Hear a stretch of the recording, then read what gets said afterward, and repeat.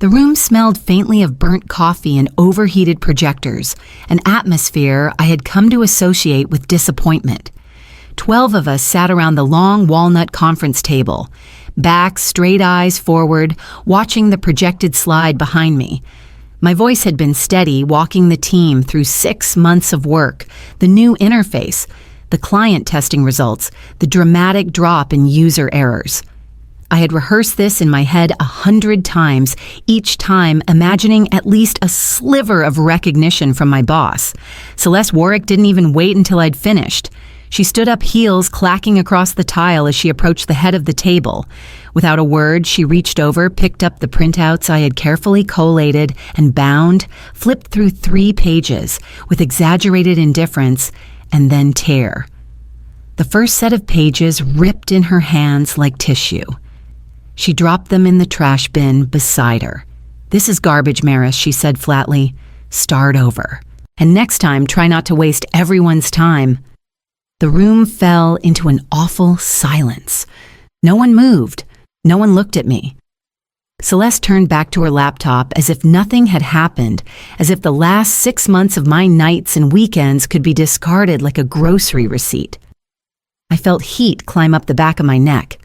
My jaw clenched, my hands curled into fists beneath the table, but I said nothing. A faint buzzing broke the quiet, just audible beneath the hum of the fluorescent lights. My phone tucked under my notebook vibrated again. A glance at the screen, missed call from a Bay Area number, the third one in less than an hour. I didn't recognize it, but something tugged at me. I swiped, quickly opened voicemail. "Hi, this is Rohan Isari from Bright Layer." I blinked. Bright Layer, the Bright Layer. The rest of the meeting blurred after that. Celeste continued droning on about streamlined compliance objectives and reinforced procedural alignment. I barely heard a word. The only thing I could focus on was the voice still echoing in my ear, and the name that didn't belong in this office, but had found me anyway. And I realized I wasn't the only one watching. Someone else out there had been paying attention. 6 months earlier, I sat alone in my apartment, the blue light from my monitor casting long shadows across the hardwood floor. The rest of the city was winding down bars, closing, traffic thinning. But I was just getting started again. Another Saturday night, another untouched dinner, another iteration of the thing I couldn't let go of. Hypernest's core interface was a maze of nested menus, cryptic icons, and ancient UI patterns that should have been left behind in 2006. Every time I watched a client struggle during onboarding calls, fumbling through basic navigation, missing obvious buttons, apologizing as if they were the problem, I felt a slow, quiet rage. The system was broken, but Celeste didn't want to hear that. To her, friction meant retention. If users were too invested to switch, they'd stay. I couldn't fix the company, but I could build something better. It started with sketches, then Figma mock-ups, then full-blown React prototypes. I didn't have permission. I didn't care. I wanted to see what would happen if I listened to the people who actually used our product. I called 2 clients I'd built rapport with over the years. One was Maya from a regional transport company in Denver. The other was Quinn, a systems analyst at a freight aggregator in Ohio. I gave them access to a sandbox and watched them navigate through it on screen share. Maya gasped when she found the shipment history button without being guided. Quinn said, "This feels like something Apple would design."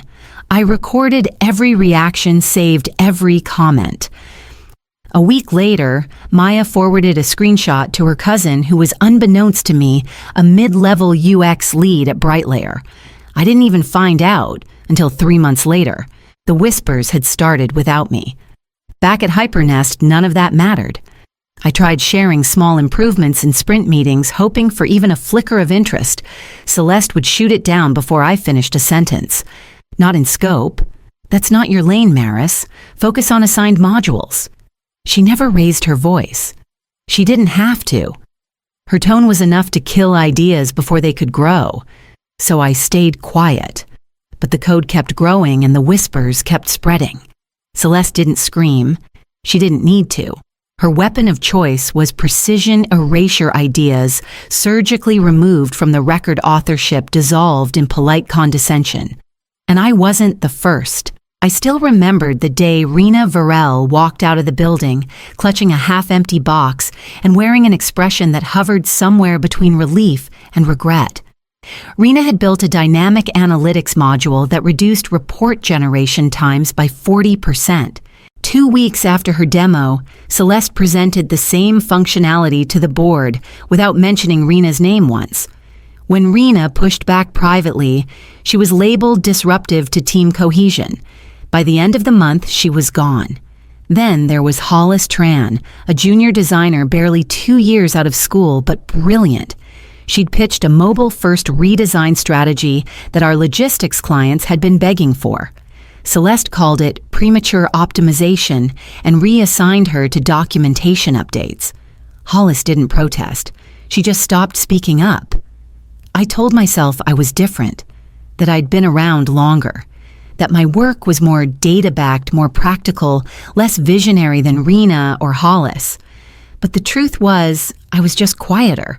I thought that if I stayed focused, kept my head down, let the results speak, eventually someone would see the value. It wasn't the first time I'd bet on silence. Years ago in a startup I helped build from scratch, I prototyped a micro-routing algorithm that shaved hours off last-mile delivery chains. I shared it with the CTO in confidence. 2 months later, he demoed it on stage at a tech conference with his name on the patent paperwork. I left the company the next week and scrubbed my portfolio of anything connected to it. That scar never quite faded. So when Celeste shut down my comments with phrases like, "That's outside our framework," I didn't fight. I retreated. I returned to my evening coding sessions and built in the shadows. I told myself that the next time would be different, that this time, when the work finally came to light, it would be undeniable. And now BrightLayer was calling.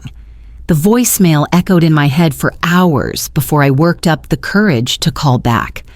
I waited until my lunch break, walked to the farthest corner of the parking lot, and pressed dial with my heart thudding in my ears. Maris Thorne, the voice on the other end, said smoothly, "This is Rohan Isari, VP of Innovation at BrightLayer. I'm very glad you called." He spoke with clarity and warmth, the kind of tone people only use when they already know your worth. He'd heard about the interface I was working on from 3 separate sources, he said. Clients' internal chatter, even a mutual contact from an old UX forum. "It's rare," he said, "that something gets whispered about with this kind of consistency before it even has a name." He asked if I'd be willing to visit their headquarters in San Jose for a confidential demo. No obligations, all expenses covered, just one request. "Show us what you've really built." I said I'd think about it. But even as the words left my mouth, I knew I'd already decided. That Saturday, I stepped into a glass and steel office tower that looked like it had been designed by the future. I was ushered into a high-floor meeting room overlooking the bay. 6 people waited for me, VPs, senior designers, and a quietly observant woman who turned out to be the chief product officer. I walked them through the prototype. Not just what it looked like, but how it behaved. How users found what they needed before they even realized they were looking for it. How the color gradients aligned with natural eye movement. How error prevention was built into the flow itself, not bolted on afterward. Halfway through, they stopped asking questions. They just watched. Rohan leaned forward, resting his arms on the table. The CPO sat up straighter, her eyes locked on the screen. Someone actually whispered "holy hell" under their breath when I ran the client behavior heat map overlay. And in that moment, I felt it, not ego, not pride, but oxygen. Like I had surfaced after being underwater for too long. When I finished, Rohan looked directly at me and said, "We'd like to make you an offer." For a moment, no one spoke. The room was still the kind of stillness that doesn't ask for applause because it already understands impact. Then one of the senior engineers, a lean man in his 40s with an expression carved from skepticism, said quietly, "This solves half the usability issues we've been stuck on for years." There it was. Validation clean, unmistakable, and coming from someone who didn't owe me a thing. Rohan didn't blink. He slid a tablet across the table toward me. On the screen, a digital letter of intent. Senior UX Architect. $180,000 base salary. $50,000 signing bonus. Equity package. Full creative autonomy. We believe in product ownership, he said, not hand-tying. The woman beside him, the chief product officer, nodded. We don't need another pair of hands. We need a mind like yours guiding how real people use what we build. I stared at the screen, my hands still in my lap. It was everything I hadn't dared ask for. Not because I didn't believe I deserved it, but because I'd spent so long surrounded by people who didn't. You don't have to decide now, Rohan added. Take the weekend. Think it over. We'll send a formal offer and NDA tonight. I nodded slowly, trying to contain the tidal wave swelling in my chest. I thought about the torn pages in Celeste's trash can, the way she had looked at me like I was a problem to contain, the way I had swallowed every frustration, convincing myself it wasn't the right time to leave, that maybe if I just waited. And now, here was the offer. Not earned by rebellion or politics, but by solving a problem better than anyone else had. I felt something shift inside me, quiet but permanent. As I walked out of Bright Layers building into the soft light of a California afternoon, I knew I'd already made my decision. I wasn't going back to the way things were.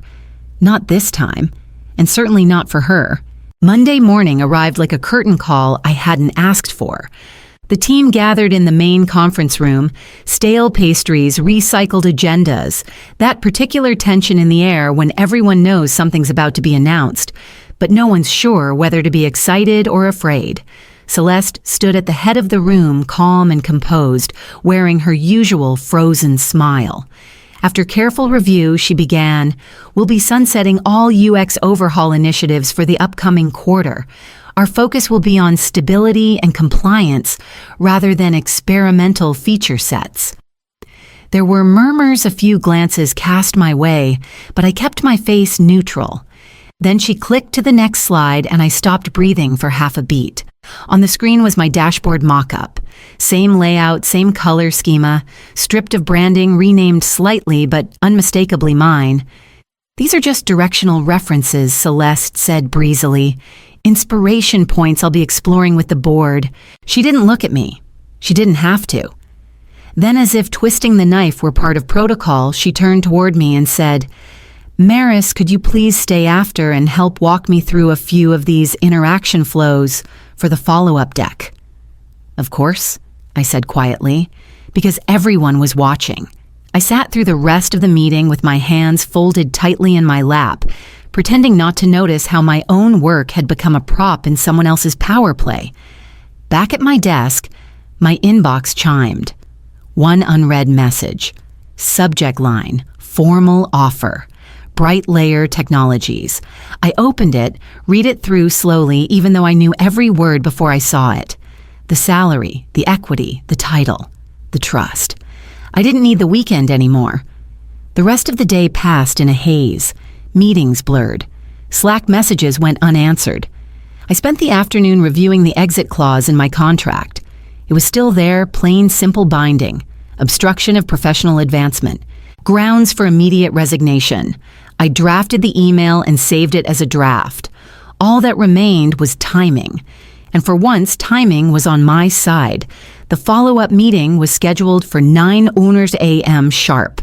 Celeste entered the room in full command, flanked by her assistant and a stack of printed agendas she never intended to follow. She launched into her usual monologue, compliance audits, stakeholder messaging buzzwords, layered over buzzwords, until the screen shifted to a familiar set of diagrams. My diagrams, labeled now as Process Framework V2, with no name attached. "Maris," she said without missing a beat, "why don't you walk us through the flow charts? Keep it under 10 minutes, we're tight on time." I looked up at her, then at the screen, then slowly opened my laptop. One breath, one keystroke, screen shared. It wasn't the charts that appeared.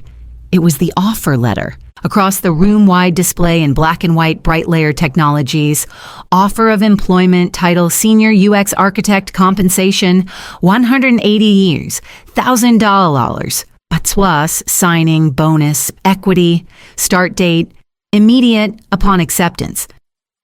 There was a sharp inhale from someone on the left side of the table. Another dropped their pen. But Celeste didn't move, she just blinked. I won't be walking through those charts, I said, my voice even. Effective immediately, I resigned from Hypernest. The silence that followed wasn't just shock. It was recognition. Recognition that something irreversible had just happened. Celeste's lips parted, but it took her a second to find her voice. There are protocols, she said, fumbling. Transition documents handover. This is not how we operate. I clicked to the clause in my contract and projected it alongside the offer. Obstruction of career advancement is listed under grounds for immediate departure. I said, keeping my tone flat. Publicly destroying 6 months of original work qualifies. Her mouth opened again, then closed. No one interrupted. No one defended her. No one asked me to reconsider. I closed my laptop, slowly stood and gathered my things. I didn't look back as I walked toward the door, but I could feel the eyes on me, some stunned, some impressed, and at least a few re-evaluating their own place in the room. I stepped into the hallway, the door clicking shut behind me, and exhaled. For the first time in years, the air felt mine. Brightlayer didn't just give me a seat at the table, they handed me the blueprint and asked what kind of table I wanted to build. From the first day, I was looped into strategic meetings, asked for input instead of permission, and treated like someone whose instincts had already been validated by the product itself. The prototype I had built in the dark was no longer a shadow effort. It became the foundation of something bigger, an enterprise-level platform designed to scale. I assembled a small team of designers and engineers, many of whom came from places like mine, overworked, undercredited, underestimated. Together, we refined the system layered in real-time feedback loops and pushed the launch timeline forward by 8 weeks without being asked. Then the calls started. First was a quiet email from someone at Blake Industries, a Hypernest client I had once personally onboarded. We're exploring alternatives, it read. Would love to reconnect. A few days later, Gleam Freight reached out. Their head of ops mentioned casually that the interface changes they'd been excited about seemed to vanish after my departure, and asked if I had landed somewhere else. I hadn't contacted anyone. I hadn't burned bridges, made speeches, or sent a single promotional message. They just noticed. They noticed the difference between a system that worked for them and one that worked against them. And once they realized I was behind the part they had actually liked, they followed the trail back to me. One by one, accounts began asking if Brightlayer was taking on clients in the logistics vertical. Some didn't even wait for demos. They just signed interest letters, eager to leave behind the place where their needs had become an afterthought again. None of it came from revenge. I wasn't out to take anything. I was just building what I had wanted to build all along, and finally someone had opened the right door. And just beyond that door, the cracks at Hypernest were starting to widen.